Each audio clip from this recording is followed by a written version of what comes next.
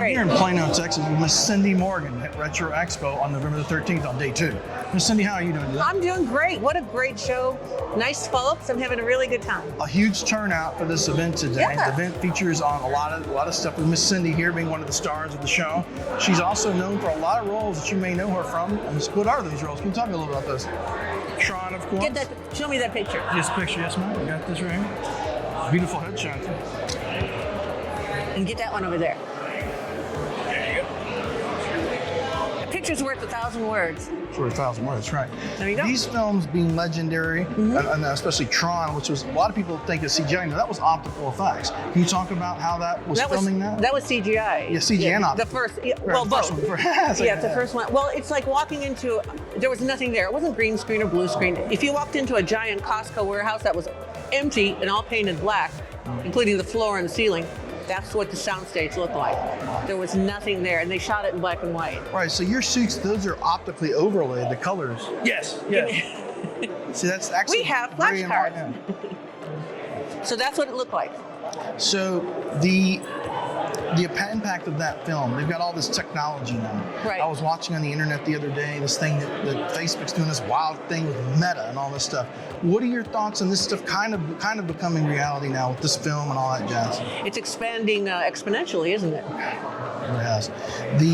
This film, and of course you've got CaddyShack, which is amazing. That's a whole nother. It's a whole nother universe. It's more pop culture too as well. What was it like working on that with Rodney Dangerfield, Bill Murray, and all those, and Chevy Chase? It was awesome.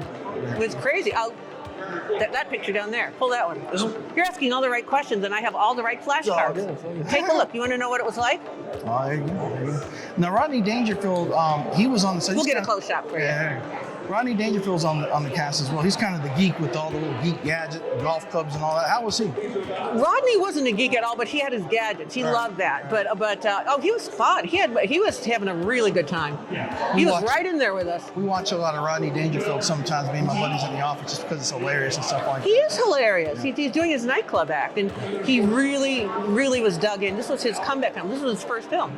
I believe he was on Johnny Carson back in the day talking about that when they did the promotion for the film for CaddyShack. Right. Now these films here, what stuff like in the future you see for you got Tron Legacy and all that with Jeff Bridges and all that. What do you see in the movie realm for the future of like sci-fi stuff? What do you see on that? Oh, that's going to keep going because that's limitless. Science fiction's just a fun thing. I mean, it started out with people telling stories a long time ago, but H.G. Wells, and if you ever fell in love with that. Time Machine. I worked with Rod Taylor on something. What an awesome guy. And then to be able to do science fiction, it didn't feel like sci-fi when I was doing it. It felt weird. It's like there's nothing here. Right. I came in one morning and the director said, all right, Morgan, you get up on that. It's just a little riser. And on it was a black banquet table that looked just like this. There was nothing there. And he goes, okay, you're in the Solar Sailor, you're crossing the game sea, go. There's nothing here. There's nothing here. And he goes, just do anything, and the Disney artist will put it in under you.